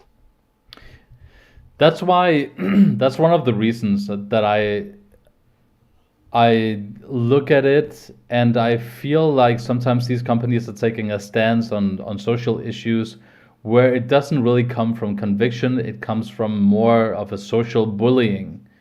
Because a lot of the times I think the left, as we talked about earlier, I think the left will be more engaged with social issues just in its nature because right right side people tends to be more like let everyone do their own thing, and I think left they tend to be more engaged with social issues. So they tend to be the voices that are screaming the loudest on social media, on Twitter and so on. Now, if you have a lot of your users that lean one side politically, this is very, I know this is very broad, but if you have a lot of your users leaning one side politically and they scream the loudest, now if you're a moderator, you're looking at that. You're seeing all the right side people be more like laid back because maybe that's the nature on this very issue that left will be more engaged, the right will be less engaged, and then maybe you're seeing that as a sign that okay, so almost everyone is screaming at me, change this or change that. So Mm. you might, in the end, you might as a company see, well, we're losing some numbers, but how bad does your losses have to be before you decide to take action and reverse what you already decided on? Like Yeah. your numbers would have to look very bad for you to come out and say, oh, by the way, actually, we are for complete freedom of speech now. Mm. Yeah, so I think so your argument is that it doesn't really matter what percentage of their user base is leaning in a certain political direction. What matters is which position is loudest. Yeah, Um, in some cases, I think on the yeah, social issues, I think it matters what people are the loudest. Yeah, but that's generally true, I think psychologically also in face-to-face conversations. If you look at groups of people, generally the person who becomes the leader and over after a period of time is assumed to be right is not the person who's most intelligent, it's the person who's loudest. yeah, often, yeah, This seems, from what I understand, this seems to be actually fairly typical. It's not like just an observation I've made, but it's a kind of group psychological tendency. So it's no surprise that a similar, at least it's not so much of a surprise to me, that a similar development is seen online. yeah. Um, and then, but then also when you couple it also with a certain with the way these organizations are structured, because it's about engagement, right? It's about as much engagement as possible to keep you It's a big part of it here, too. Yeah, to show you ads. And the reality is that outrage is much more engaging than um, peace and harmony and quiet. So not only are the loudest people, not only do they attract more attention to themselves just because they're loud, and that's what tends to happen when humans gather, yeah, but are also they also draw even more attention to themselves because of the way that the platform and these algorithms are constructed. yeah. So the problem is multiplied. It might just be that all of these social medias and like it's just more tailor made for the left, or it's more tailor made for picking up on human emotions, because that seems to be the path that algorithms are going down. That these companies are trying to create algorithms that pick up on certain emotions, and they're trying to reward people for having emotions because emotions engage you with the content. Mm. Emotions engage both men and women with a bunch of different content on your platform, and it seems that these algorithms are trying to throw out more emotions or trying to have you have more emotions to the content that's being put in front of you. And I think they must realize that a lot of that, if you're only focusing on that part, it's going to derail really fast, right? It I has mean, to sooner or later. are you implying that right-leaning people don't have emotions? No, I'm not implying. I'm implying that everyone obviously has emotions, but It was an attempt at humor. I'm not. he he didn't pick up on it at all. I'm like, I was joking, dude. Yeah, no, I'm sorry. And no, obviously, but it just comes back to the fact that we're talking about the left seems to be more engaged on social issues. So if the right is in general more leaned back, it have like having you respond to raw emotions, kinda again on social issues. Like you'll have way more people on the left having their voices heard than people on the right, because people on the right will in general tend to be more laid back, like social issues and so on. I think people on the right care a lot about it, but I think people on the right are more like, let's just have freedom and everyone can kind of do their thing. Like, I don't want to enforce my will on other people. Not I don't, sure. and I don't want people don't have to think the way that I think. Yeah, but I think what you're saying is that the left is more vocal on social issues. Yeah. But I don't think that implies that the right is less vocal. It's just vocal on other issues. Yeah, it The might be like I rights mean, and stuff. yeah, exactly. Like gun control. You're not going to tell me that the NRA isn't a fairly vocal organization. No, for sure. Yeah. Yeah, you're I, right. I mentioned this last time, and it's just I keep it keeps the more we talk about this, the more relevant it becomes. But Jonathan Haidt, I mentioned it towards the end of our last chat. The He has this social idea. psychologist. Yeah, he's yeah. So I mentioned his TED talk, and I didn't have the time to go into it because, and I'm not.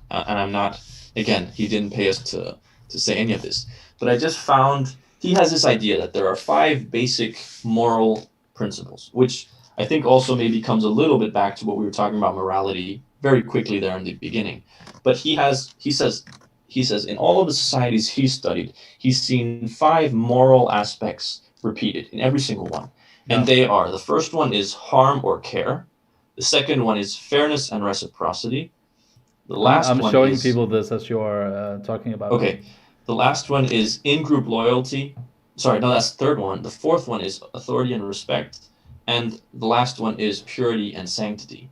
Yeah. And the issue is, his analysis is that the conservatives are generally, they agree that all 5 are equally important. While as liberals, left-leaning, so right-leaning agrees that all 5 are equally valid. Left-leaning say no, say they're all important, but 2 are especially important. Yeah. So they, for example, the one that they focus highly on is harm and care, and fairness and reciprocity. Those are the 2 ones that they value above the remaining 3. And I think that this is, man, I forgot where I was going with this.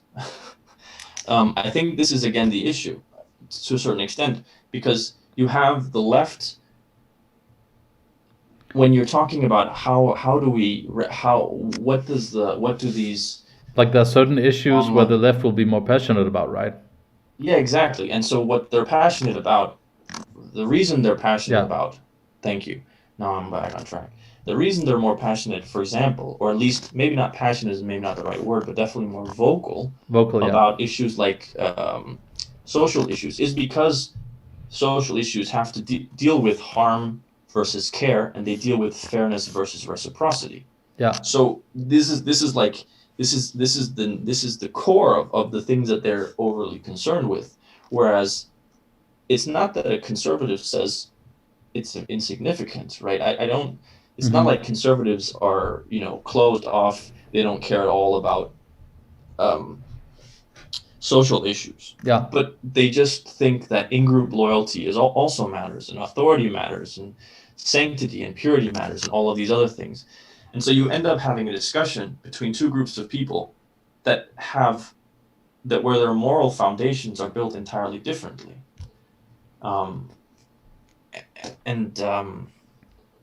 Yeah, I don't know. I think this at least this idea I was quite inspired by, I think it's quite relevant, especially when you approach people who share different opinion to you, right? Oh, you know, oh, it's because we don't have different morals. We just kind of, the dials are just turned up and turned down slightly differently. Yeah, that's a I don't know if this makes temptation. sense. That's a temptation, I think, and I think this is a huge issue in the time that we're in right now, also, and the fact that social media is trying to tinker their algorithms for people to have more emotions about something, for people to have a more emotional response. There's a tendency to be personally offended when someone has a different opinion than you. And I think we all have it.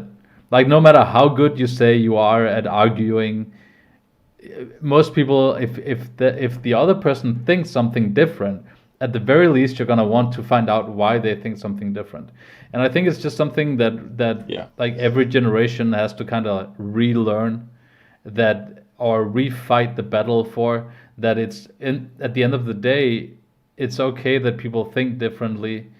You but you know, it comes back to the way you look at life, because if you're conservative, if you're a bit more of a right-wing person, you'd say it's okay that people have a different idea about something. But then if you're on the left, you would want government to be pushed into taking action on your ideas more than if you're on the right. So But that's because you're motivated. Yeah, but that's not because you don't have an interest in freedom or you don't have an interest in expression. It's just that you have an interest in care and fairness more than you have an interest in these other things. yeah, And so that's, at least for me, that's something I try to remind myself of, is that it's just that you come from a slightly different place. Um, yeah, I think it's a good way I to don't. understand other people, to understand Yeah, that I think. Yeah, come. you might just, in the end, you might just care about things like more. Like, I might care about everything equally, pretty much, but you might care about this and this issue much more, and so you're much more vocal. And if we have a different opinion, I mean, it's still fine. You like, I just don't like this censoring of opinions. If we're coming to a point where big tech, to kind of come full circle back to what we started on, if you have this opinion where big tech is allowed, or it should censor more and more issues, because more and more issues are offensive to you, then if you have that kind of mentality, it's kind of a never-ending thing, right? Don't But you okay, think so I it? wanted to ask. No, I wanted to ask you this question earlier. Is it your you would, if I were to write, and this is not my political, I don't, this is irrelevant whether it's my political position or not, but if I were to go on my Twitter and write, I like Trump, or I want segregated bathrooms, or, very plain, there's no inflammatory language. Is it your observation and your opinion that these kind of comments have no place on these networks, on these, yeah, on these platforms, No, no, I'm the opposite. No, no, I'm almost a free speech in the absolute. current framework, not potentially, but in the current framework? It depends on what you're writing, I think, and I want to be fair. I want to be as fair as I can be. I don't think necessarily today that if you just write something as plainly as that, if you write, I like Trump, I'm for Trump. If you write Yeah. that on social media, I don't think anyone's gonna take any action against you. But I would be very surprised if you put that up on let's say Facebook and Twitter, if you wouldn't get a lot of responses that were negative for it, and you probably wouldn't get a lot of positive responses. That might also be because of the place you live, right? Okay, so the other thing we talked about a little bit about, that I was wondering about, is this idea of dissent, right? That there need to be places where you say you don't agree. Yeah. Is social media the place where that should happen? Like, because because I think we've fallen into this trap of thinking that communication should be equal in all scenarios. So what I say to my girlfriend when we're having a conversation around dinner table, I should be okay with saying on social media, or I should be okay saying it in front of my a group of my peers. And I don't think that's the case. I think different levels of intimacy exist in every single one of those spheres. Yeah. So different forms of communication take place. It's not the same everywhere. So my question is this is social media really the place where dissent should happen? Or is dissent something that should happen when you're sitting across from someone and saying, hey, look, I actually don't agree? Because I'm not sure that a platform. Okay, that was the question. Yeah. I'll let you answer. Well, I think it's wiser to air out your opinions in front of someone. I think it's always wiser to, because you look them in the eye, you have human in interaction, you engage with people differently. Because as we just talked about, a lot of these social medias are designed to make you have an emotional response. And the more you argue out of emotions, the less likely you are to have a good constructive uh, conversation about someone else's different viewpoints. But it's also very difficult to have a conversation with potentially thousands of people, Yeah, right? yeah, Like, that's another dimension. and I think and also the thing is, if I could, when I'm talking to you, maybe not exactly in this forum, but if we were talking just privately, or I'm talking with my father, and we're discussing these things, I don't necessarily regulate my language much because I can tell, no, he didn't like that, or he didn't understand that idea, and I correct. Yeah, If I were giving a speech to 1,000 people, I would regulate my language very, very much.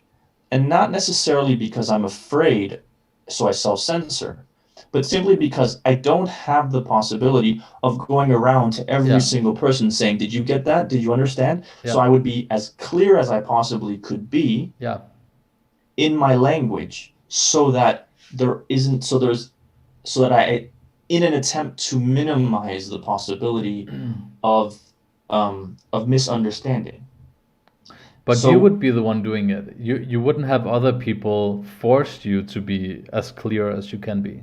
but that's my, yeah, but my point is then that I don't think when you have when you are that clear in your language, that's not how debate happens. That's not how discussion happens. Yeah, Discussion happens when you're unclear in your language. yeah, Which, so I would argue that a speech in front of 1,000 people is not the kind of scenario in which you have a debate. And so I would take that example to Twitter, or yeah, let's just take Twitter. Is Twitter really the place where you can have? I would argue that it's not a place to have an informed discussion. No, because it's yeah. more like the speech with 1,000 people in front of you. Yeah. You can't speak one-on-one, and so you have to be, and so you can't.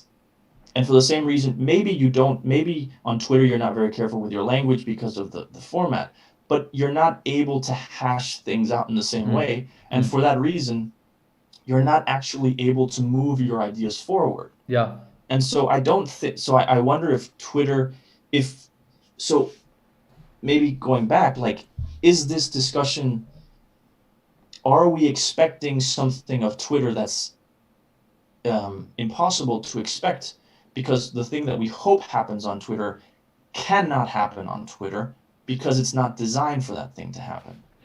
I think that's a really interesting point to that you're bringing up, because it's almost as if we stumbled into this reality where all of a sudden Twitter, that's supposed to be one thing, has become an outlet for another thing. It's become a place where people gather and speak online. Facebook, the same, all of these platforms.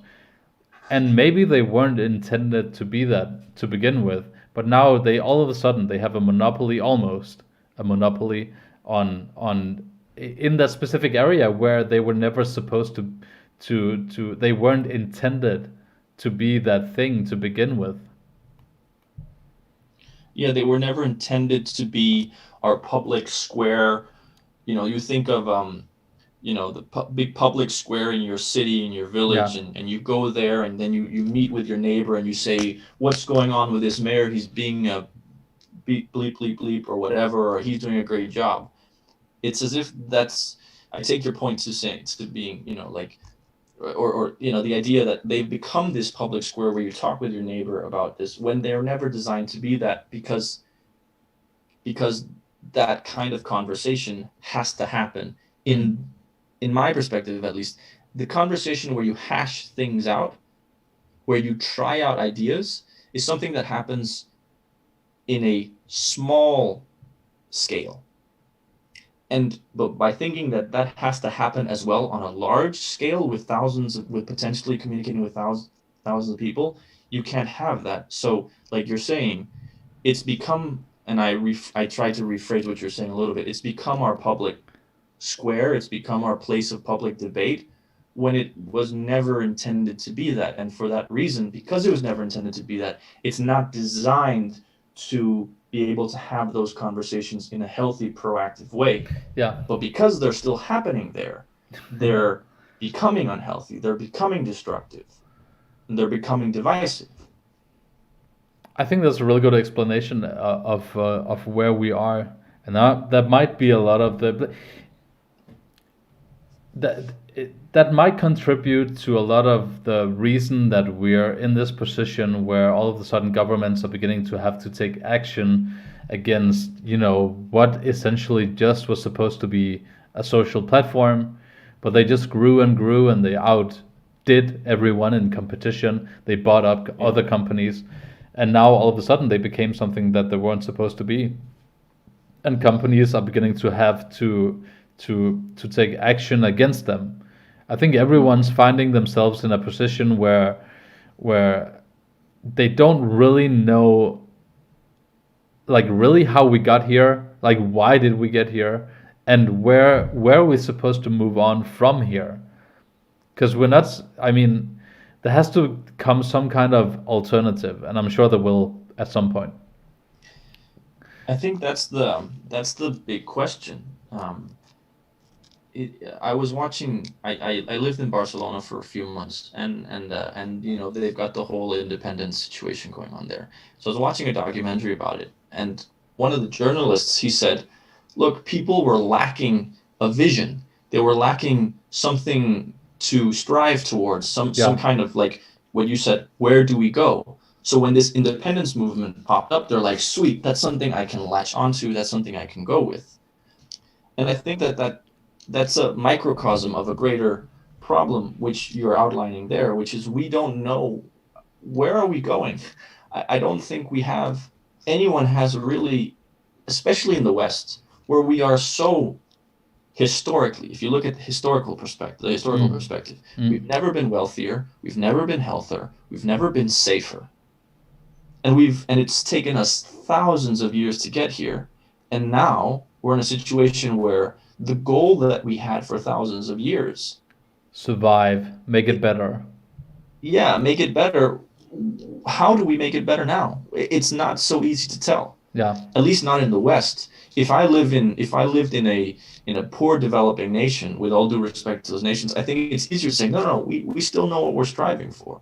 Yeah. But here in the West, where we go on so incredibly lucky, what is the good life now?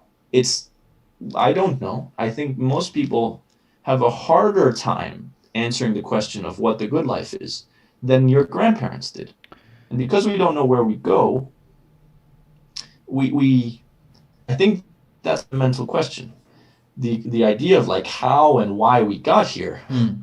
I mean, that's like, people can't agree on why World War I started. You ask historians, there's no clear answer, and that happened 100 years ago. So that we don't understand what's happening now is, at least far as I can tell, not a huge surprise. Yeah, it seems normal. Yeah. Sorry, I went off on a bit of a tangent there. No, but it makes sense, and we talked about this before, but I think it's dangerous to take what brought you here and look at it and be like, no, we need to be different now. We need to have something radically different. It has to be, if you're moving forward too fast, you're gonna go outside of the platform that brought you here. If you think that Western, some people think that Western society is now the plague of humanity, when in reality it gave us so many good things like democracy and a bunch of different values that most people live their lives by. I It's think the it problem is, yeah, continue. it's just a shame to see this the wave of emotions that's being driven by big tech. Like it's because you don't have aimed emotions at something. You don't have something to work at, like a goal that you're working towards, or a common enemy that you're fighting against. Now people are screaming at each other on Twitter about, I said, transgender bathrooms, right? That's an issue. It Yeah, it became so vague and so weird and so. I'm not talking about transgenders, but it became it. We got to a point where we used to have a common enemy. We used to want to survive. We used to have a bear trying to knock down the door of the cabin, and you're just barely making it through life, and then you have kids, and then you die, and they move on. And now we're yeah, here where we have democracy. We're the luckiest people to live in the best time in all of humanity up until now, in the best place in the world at the same time, and people are at each other's throats. I think there's something inherently inside of people that they need to fight something, and if you got so far that you no longer have a clear enemy in front of you, you're gonna make up some kind of enemy on Twitter where someone writes something and you have no idea what they really mean or what they really stand for, because they have like 200 and whatever characters to express themselves. So you end up in a yeah, situation where you're shadow boxing against some person yeah, that you've never met before, and you'll yeah. probably never see again. I mean, the thing you were saying about people's criticisms of Western civilization, there are certainly things to criticize. I don't think that neither you or I would say that. But it is, again, I think, representative of this idea of like, I don't know, as you're saying, I don't know what to fight. I don't know where to go. So what is there left? Okay, I'll take that. Yeah, yeah, I'll and then fight go with that. it.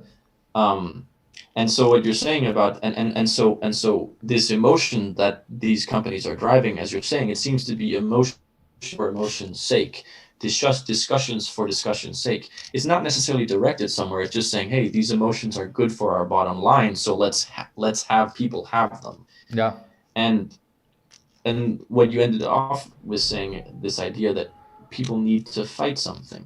I think this not everyone is going to share this perspective, but I think you and I would share it. And this is the idea that humans, if we can dare to speak as broadly as saying that, but humans need meaning, right? yeah, yeah, You need to have something that you feel gives you meaning, and if you look at, like, I think our parents' generation, the baby boomers, and no disrespect to baby boomers, that's not why I'm bringing this up, but I think our generation's goals are different than theirs, in the sense that I think, we're not necessarily asking, how big a car can I get? How big can my house be? The questions, there's certainly some people asking that, and I think that's not an, it's not a question that never happens, but I think what people ask more than that question, right, is, do I like my job? yeah. Do I experience my job as being meaningful? Am I making a change where I am? And I think that, again, that speaks to the fact that we've kind of reached the pinnacle of material wealth, and so we're wondering where to go, and so we're wondering where to go now, right? Like so we're asking different questions, and we're asking those questions because we don't know where to go, and because the next step isn't obvious. And so we're asked, and if we are beings that strive for a meaning and we don't know what that meaning is, then that's the question we'll be asking. I hope that made sense. It makes a lot of sense, and people will keep asking the question until until they find a solution or they go crazy with it. Yeah, I think so. I think so too. Yeah, I'm going a little bit crazy. I'm going a little bit from the lockdown also a little bit. Yeah, that doesn't help. Thank goodness I'm with my family. That helps a bit. Yeah, Yeah. not the worst situation. Listen, I want to say that I feel bad about saying this, but I don't really. But the lockdowns honestly haven't been that tough on I think most people living in Denmark, and but for sure me, because I spent a lot of time with family and in a summer house and took some time off doing YouTube, and it's I don't like when people complain about lockdowns too much in the West, because I know the situation around the world is radically different than ours. So Yeah. I don't want to be one of these people who complain when you it's kind of I used to go to this church.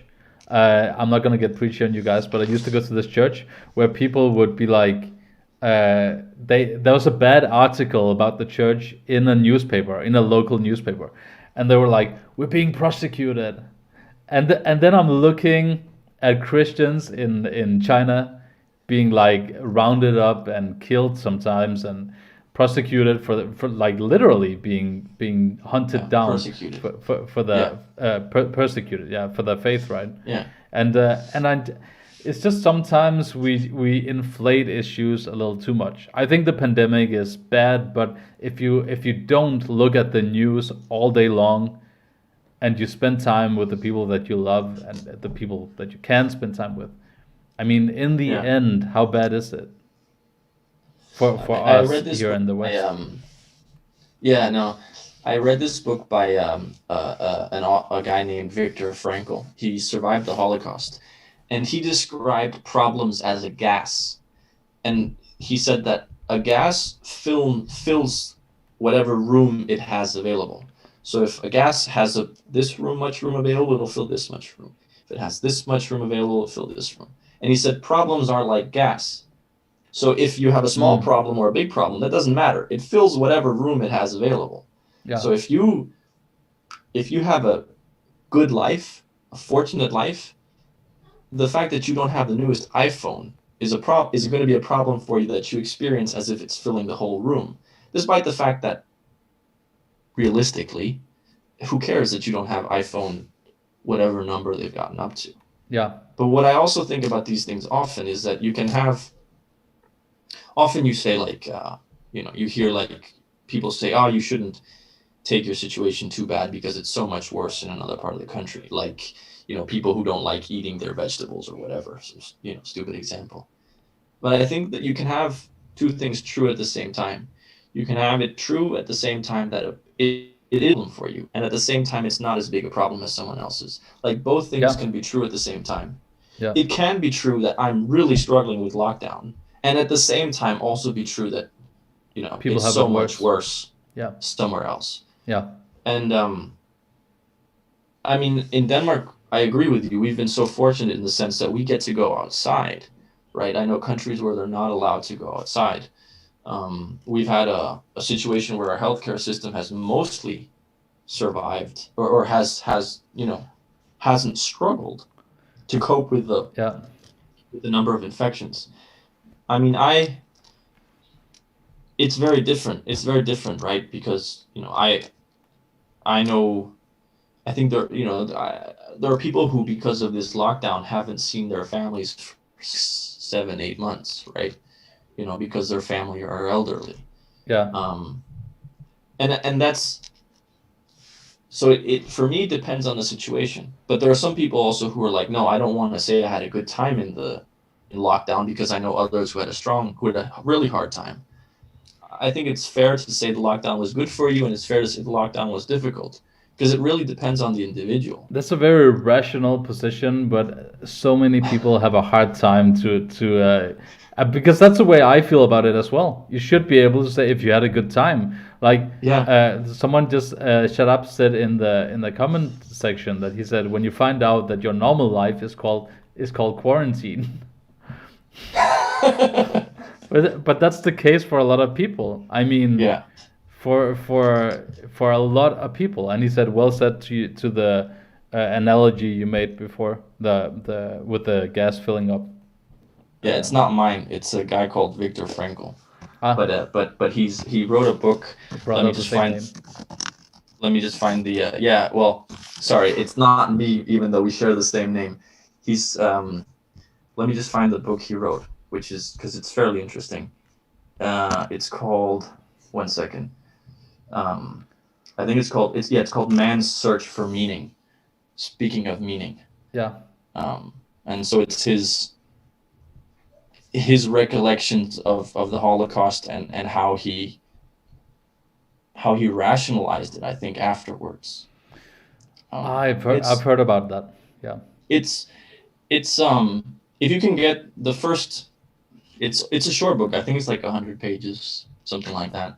But the first 50 or 60 are him talking about the Holocaust, and it's pretty gruesome. But also after a while, it becomes a bit repetitive. But if you kind of get through those 50 pages, and the last 50 pages are more his thoughts on the whole experience, and it's fairly interesting. Just It's flick to the end of people the book. have criticized his work. Yeah, people have criticized it as well. So it's not like uniformly like loved by everyone, but it's an interesting read. Well, Sorry, there was he isn't paying me. He's dead, so he can't pay me. Seamless, so we're not plugging anyone for payment. Yeah, we're not getting thousands of dollars for saying this, No, or at least I'm not. I don't know about you. no, unless you're paying me, I ain't getting nothing. Well, we'll talk payment after the stream ends. Yeah, thank you. Okay, good. It was about time. Yeah. So I think we already did 2 hours, 2 hours and Yep. 10 minutes. So I think we rounded. I want to try to aim for like 1 hour 40, 2 hours. So this is the perfect time to wrap it up. But I thought Yeah, I'm kind of beat. we talked about the issues that we both mentioned before the live stream that's Yeah. very important to address right now. There's so many things going on with it, and I think 2021 will be a year where we'll see more. This is just my view, but I think we'll see more and more censorship of certain issues. On it used to be this and that, and now in this year, I think it'll be another issue and another issue. And obviously, my overall worry is that we're coming to a place where there's a monopoly of big tech on online speech, and that these issues are being more and more censored. At least a certain viewpoint or a certain side of politics is being censored. And I think history shows that that's a really dangerous path to try to go down. But it might also at the same time be like an organic, normal path for companies who have achieved a monopoly, try to increase their influence and so on. So it's certainly something that I'll be keeping an eye on. I'll be doing more videos on. Thank you so much for watching. To you guys out there who followed along, especially to Soundwave and Shut Up, the two loyal loyal subscribers to the channel. I'm really grateful for guys like you to the channel. And I'm grateful to you, Victor, for coming on again. We'll be doing this next Friday again. You haven't said yes to it yet, but I'm just announcing it. I think I can work it into the schedule. Perfect. So we'll be back next Friday around the same time. We're aiming for 5 p.m. GMT plus 1, which makes it like, I think it's 3 hours. Is it 3 hours to New York and then 6 hours back to LA? I think it's around those times. And you can check when this stream began, and it's around the same time that we'll begin every Friday. So follow along next Friday, and thank you so much for following today. I'll see you guys in the coming week. I'll try to be focusing on more and more on European issues as the U.S. election kind of wraps up. So have a great weekend, guys. Enjoy your hopefully your free time. Spend some time with the people that you love. Don't be too discouraged because of the pandemic. Tune away from the news a little bit, except obviously if I make a video, then then it's okay.